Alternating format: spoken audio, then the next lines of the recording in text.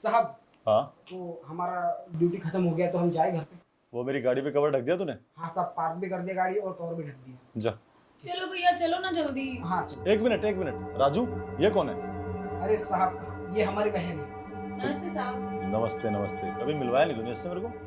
वो क्या है ना साहब, ये पहले गाँव रहती थी, अब इसकी शादी तय हो गई है तो कुछ शॉपिंग वॉपिंग करनी थी, तो हमने सोचा कि गांव में तो कुछ अच्छा मिलता है नहीं तो शहर में ही शॉपिंग कर रहे हैं, तो इसलिए हमने इसको शहर बुला लिया। सही सोचा तूने, गांव में सच में कुछ नहीं अच्छा मिलता, शहर में मिलता है, और शादी लायक हो भी गई है। हाँ साहब, अब चलते साहब हम। ठीक है। आह,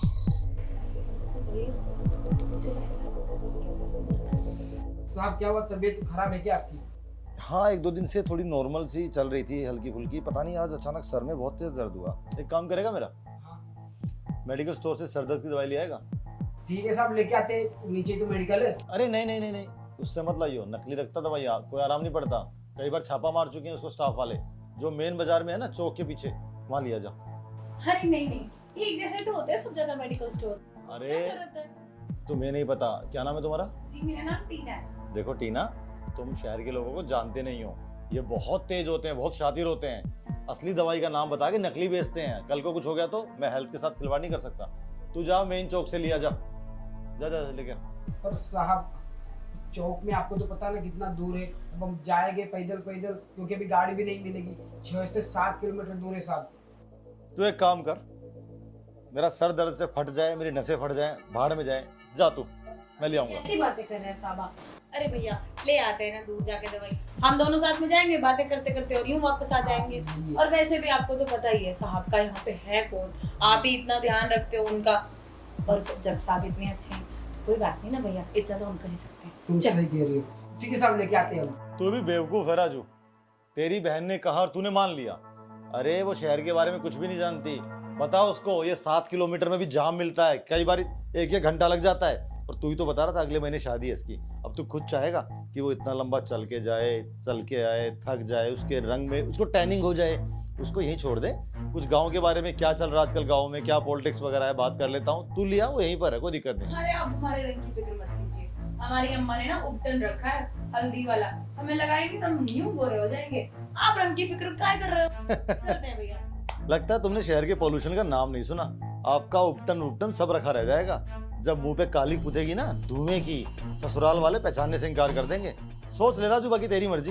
अरे साहब सही कह रहे, अब हम कोई देख लो, हम जब गांव से नए आए थे कितने गोरे थे, और शहर में आके हम कालू हो गए। तो देखो टेंशन मत लो, हम जाते हैं और तुरंत लेके आते हैं, वैसे भी दिन भर हम बैठे रहते हैं ना।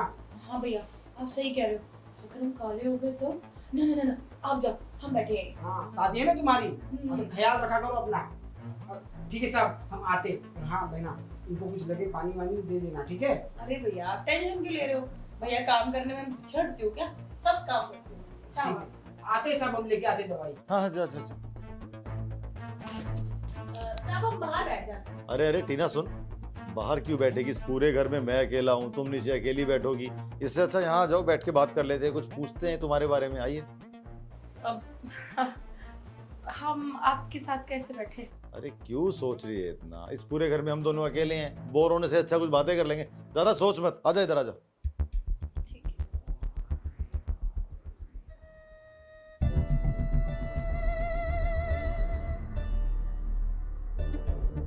अरे दूर क्यों खड़े हो, बैठो। अरे क्या कर रही हो भाई, ये नीचे क्यों बैठ गए, यहाँ बैठो ना मेरे पास। नहीं हम यही ठीक है, भैया ने मना कर रखा। तुम्हारा भैया कम पढ़ा लिखा है, यहाँ बैठो, नीचे बैठना अजीब लग रहा है यार, तुम नौकर थोड़ी ना हो मेरे, नौकरानी भी नहीं हो, तो नीचे क्यों बैठो, मेरे पास बैठो। आप हमारे भैया को बेवकूफ मत करिए, हमारे भैया बहुत समझदार है। अच्छा ठीक है बाबा, सॉरी अगर तुम्हें बुरा लगा हो तो, लेकिन नीचे नहीं बैठते ना। हाँ। और तुम जैसी सुंदर लड़की नीचे बैठे कितना बुरा लग रहा है, मुझे तो लगा था मैं तुम्हारे पास आके ना बैठ जाऊँ। अरे आप ही। अच्छा वैसे तुमसे क्वेश्चन पूछूं? हाँ बोलिए।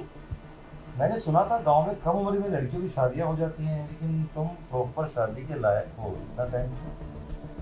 पता है हमारे भैया ना कभी भी एग्री नहीं थे कि हमारी शादी कहीं गांव में हो, और उन्होंने साफ मना किया था कि हम गांव में पढ़ाना लिखाना भी नहीं चाहते इसको, तो उन्होंने ना मुझे शहर में ही पढ़ाया लिखाया।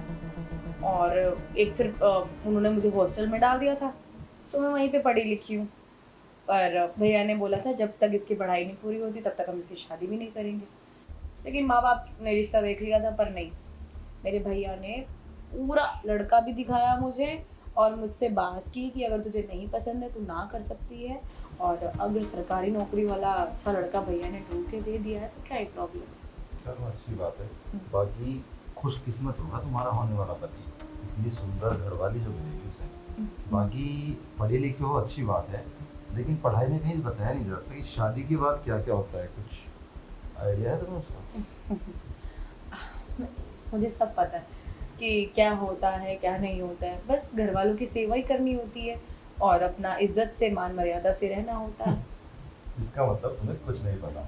तुम्हें चाहिए एक मेंटोर, मेंटोर समझ रही हो, जो तुम्हें समझाए, जो तुम्हारा मार्गदर्शन करे कि क्या क्या होता है। देखो सुनो, मुझे इस मामले का बहुत ज़्यादा तजुर्बा है, बहुत एक्सपीरियंस है, बहुत सारे हैं मेरे ऐसे रिश्ते जिसमें मैं सब कुछ सिखाता रहता हूँ। मैं तुम्हें अच्छे से सिखाऊंगा कि तुम्हें करना क्या क्या है। तुम्हें अपने पति को खुश रखना होगा, वरना वो नाराज हो गया ना तो आज के ज़माने में तलाक तो बहुत आम चीज़ है ना? मैं अच्छे से जानती हूँ कि पति को कैसे खुश रखा जाता है। मेरे माँ बाप ने अच्छे से सिखाया है कैसे पति को खुश रखा जाता है। उसकी मनपसंद का खाना बनाते रहो, वो तो वैसे ही खुश हो जाते हैं। देखो तुम पढ़ लिख तो लिए पर तुम्हारे में अकल बिल्कुल भी नहीं है। तुम्हें एक बात तो पता होगा ना, शादी में खर्चा कितना होता है। अब तुम खुद सोचो, तुम एक गार्ड की बहन हो, एक गार्ड महीने में कमा ही कितना लेता होगा, और तुम गांव में रहती हो तो तुम्हारे बाबूजी भी क्या ही कमा लेते होंगे। दहेज देना पड़ता है। मैं दहेज देने में तुम्हारी मदद कर सकता हूँ अगर तुम मुझे थोड़ा सा, मतलब ये समझ रहे हो ना, देखो बच्ची तो नहीं रही हो। मुझे सब पता है, आप रहने दीजिए, मुझे मत सिखाइए। मैं सब जानती हूँ कि कैसे पति को खुश रखा जाता है। उनके मनपसंद का खाना बना दो, मुझे वैसे ही खुश हो जाता। हाँ, क्या ही बोलूं, तुम हो नादान बुद्धि। देखो सुनो, मैं खुल के बात करता हूँ। शादी में बहुत पैसा खर्च होता है ना, तो पैसा मैं देने को तैयार हूँ, क्योंकि जैसे कि तुम जानते हो तुम्हारे घर वाले तुम्हारे मन मुताबिक खर्चा नहीं कर पाएंगे, लेकिन मैं तुम पे खर्चा करने को तैयार हूँ। सोच लो, थोड़ा सा खुश कर दो। 50,000 रुपये नकद लेके जाना भी काम आएगा शादी में। और हाँ, झुमके बनवाऊंगा वो अलग, और अपने होने वाले दूल्हे को ना बाइक दे दी। समझ रही ना क्या बोल रहा हूँ? देख मैं सब समझ रही हूँ। समझ रहे, शुरू करें? शुरू करें मतलब? भैया भैया ये सब क्या कर रही तू? और मैंने क्या कहा था तुझे? इस साहब के बगल में नहीं, नीचे बैठा जाता है, और तू यहाँ पे बैठी है। जब से आप गए ना, ये इंसान मेरे साथ जबरदस्ती करने की कोशिश कर रहा है और ये सोच रहा है कि मैं अनपढ़ हूँ और ये मेरा फायदा उठा लेगा। भैया मैं आपको भैया, ये इंसान ना जब से आप गए तब से गंदी नजर रख रहा है। ये मुझे पता नहीं कहाँ छू रहा है और पता नहीं क्या क्या करने की कोशिश कर रहा है मेरे साथ। ए लड़की, क्या बोले जा रही है तू? कुछ भी।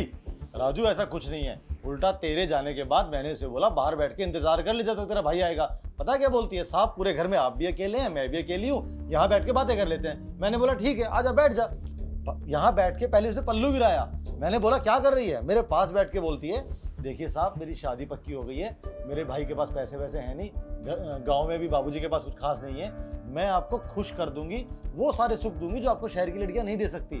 बदले में आप मुझे 50,000 दे दो और एक मोटर बाइक दे दो। ये बोल रही है वो। बहन, ये सब क्या सुन रहा हूँ मैं? सुन ली इसकी कहानी? विश्वास हो गया आपको? हाँ, इतने टाइम से आप मेरे साथ रह रहे हो, मेरे भाई हो, मेरी बात पे विश्वास करोगे या झूठे की? हाँ, झूठा मैं नहीं, तुम हो। अच्छा, वो सालों से काम करता मेरे पास, जानता है। वो सालों से काम करता मेरे पास, अच्छे से जानता मेरा कैरेक्टर। और पूरी सोसाइटी में किसी से पूछ सकते हो कि मेरा कैरेक्टर कैसा है, कोई उंगली नहीं उठा सकता। और तुम पहले दिन ही उंगली उठा रही हो। और तुम गांव में जाके पता कर लो हमारे कैरेक्टर पे अगर कोई उंगली उठा दे तो। मैं एक पढ़ी लिखी हुई लड़की हूँ और तुम नहीं जानते क्या लड़कियों के कैरेक्टर के बारे में? लड़की आगे से अप्रोच आके गाँव की, वो भी अरे गाँव में जूते से मारेंगे तुम्हें अगर तुम मेरे बारे में ऐसा बोलोगे तो। भैया मैं आपको एक बात बताती हूँ, ये इंसान ना मुझ पे गंदी नजर इसकी पहले से ही थी, तभी ना इसने आपको जानबूझ के वो चौक वाले मेडिकल स्टोर पे भेजा है। नीचे वाली दवाइयां कब से नकली और असली होने लगी? भैया कुछ सोचिए, मुझे एक बात बताइए।